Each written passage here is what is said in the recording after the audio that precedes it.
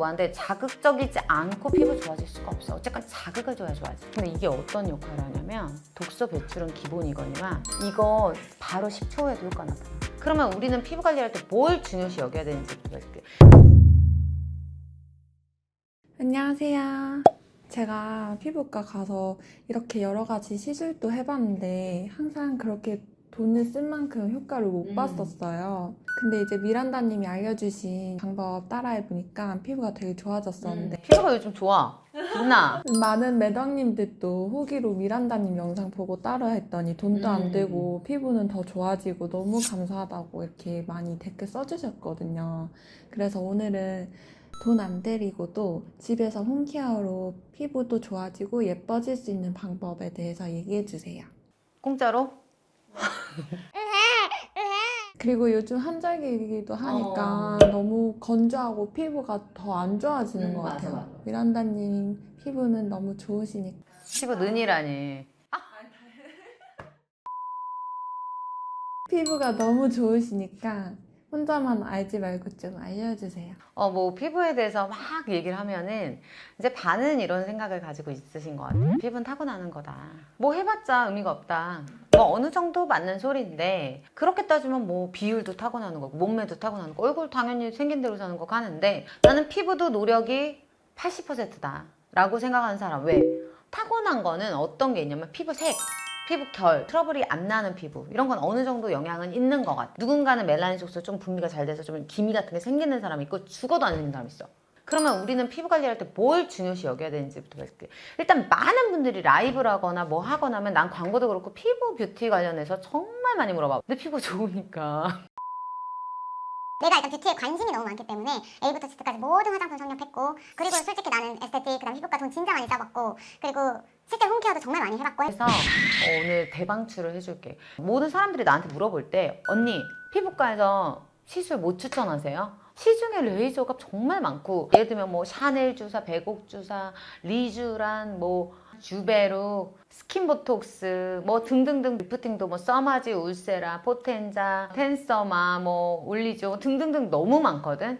실제로 다 해본 입장으로서 걔네들이 갖고 있는 장점과 정말 해서는 안 될 사람이 있고 어떤 병을 섭렵하는 것도 너무 중요한 거야.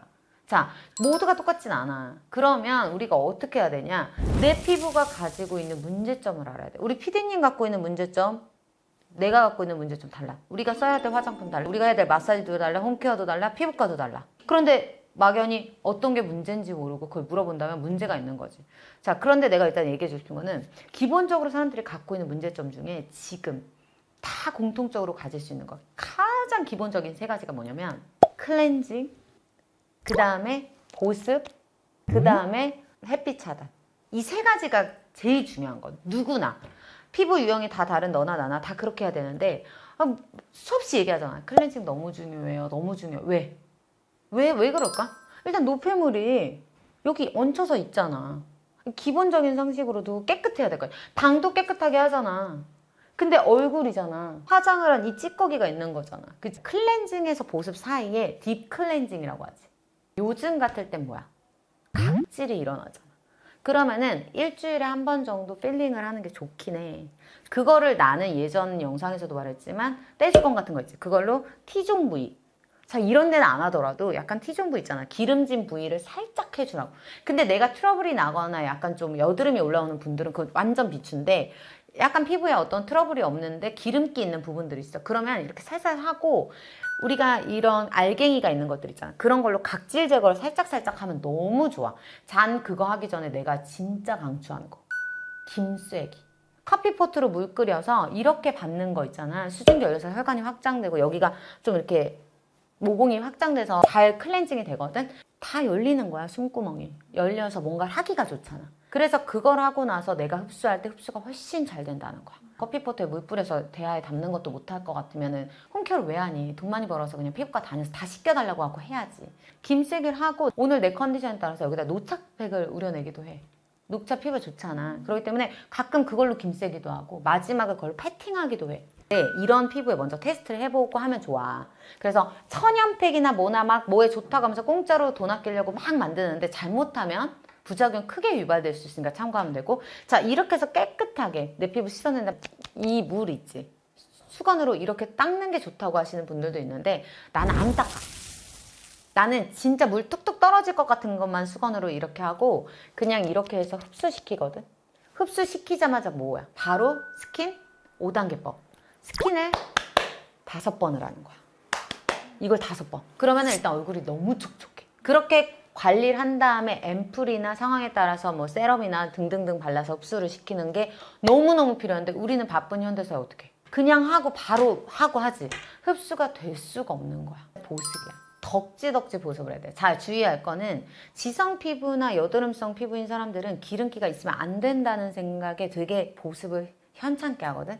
내가 아는 친구는 여드름이 나니까 아예 크림 자체를 안 발라. 자, 좋을까? 보습이 더 안 돼서 여드름이 나는 경우도 있어. 이건 피지 분비만으로 여드름이 나는 게 아니라 간혹 여드름의 원인 중에는 보습을 못했기 때문에 나는 경우도 있어. 우리가 크림보다 중요한 건 수분이야. 자, 속 건조를 잡으려면 수분이 있어야 돼. 그렇기 때문에 그 전에 수분부터 채우고 마지막으로 텍스처 마무리하는 거를 크림으로 한다. 우리가 이 피부를 이렇게 반듯하게 하기 위해서는 붓기가 관리가 돼야 되거든. 미란다님 보면 항상 턱이나 이런 데 붓기가 하나도 없잖아요. 어떻게 관리를 하신 거예요? 그러니까 정말 이게 중요한 게 얼굴에 붓기가 나중에 살대. 그리고 그 살이 예쁘게 포동포동 이렇게 장원영처럼 이렇게 귀여운 살이 되는 게 아니라 그냥 지방 흡입을 해야 될 것 같은 살이 되거든. 밉게. 근데 얼굴 라인을 정리하면서 이 붓기를 관리하는 건 몸도 붓기가 살이 되는 것처럼 얼굴 너무 중요한데 일단 나는 이게 좀 번거로울 수 있지만 매일매일 냉동실에 이제 숟가락 있지. 얼려놔. 그럼 아침에 일어나서 2개 이렇게 그냥 눈에 붙여.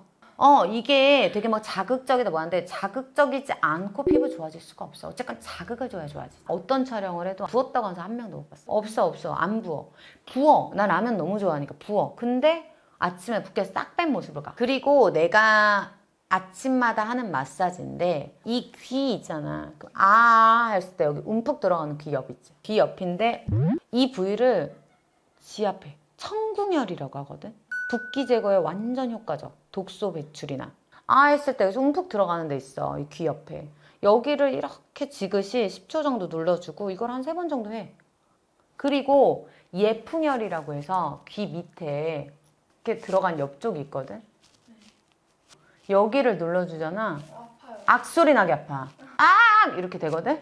근데 이게 어떤 역할을 하냐면 독소 배출은 기본이거니와 이거 바로 10초 후에도 효과 나타나. 진짜 딱 하자마자 어떤 느낌이냐면 고카페인 때려박은 느낌. 갑자기 정신이 맑아지고 사실은 중이염이나 이런 치료할 때도 여기 많이 쓴다고 하거든. 나 그래서 난 이 2개는 항상 하는 거야. 여기가 다 혈이 몰리는 자리라서 얼굴 마사지 있잖아. 잘못하다가는 얼굴이 늘어져. 얼굴은 최소한 내가 초보자 입장에서 지금 얘기를 하는 거야. 이 2개 혈만 내가 관리를 지속적으로 해주면 완전 얼굴의 붓기가 관리가 돼. 그러면서 얼굴형이 잡아지는 거지. 나도 지금 내가 부족해서 하고 있는 운동인데 마지막으로 중안부 근육 강화.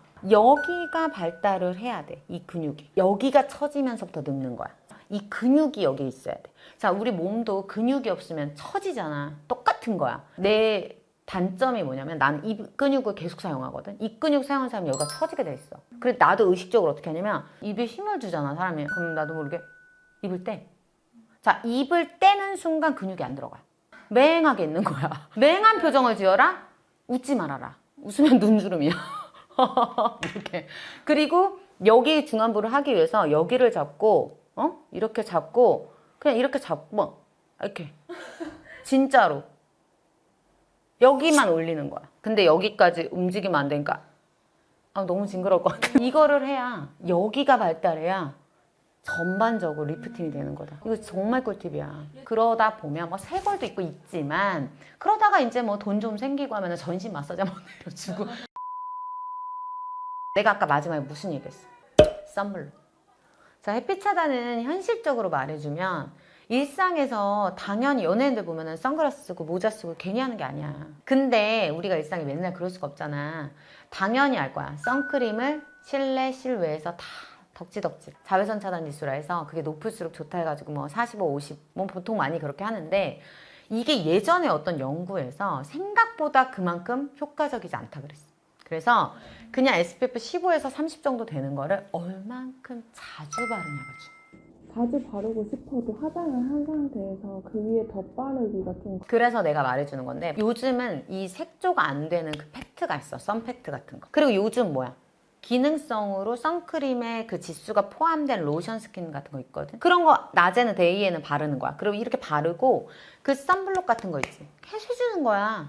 나는 그거를 덧바르는 거야. 그렇기 때문에 내가 하루에 한 번 하고 나 SPF 50 했어 됐어 이 안심하는 순간 망가지는 거야. 그래서 우리가 진짜 돈 안 들이고도 이뻐질 수 있는 방법이 많기 때문에 한시라도 여자들이 그렇게 바빠야 돼. 그렇기 때문에 지금 말하는 거에 기본에 입각해서 노력을 하면 누구나 피부 미인이 될 수 있다.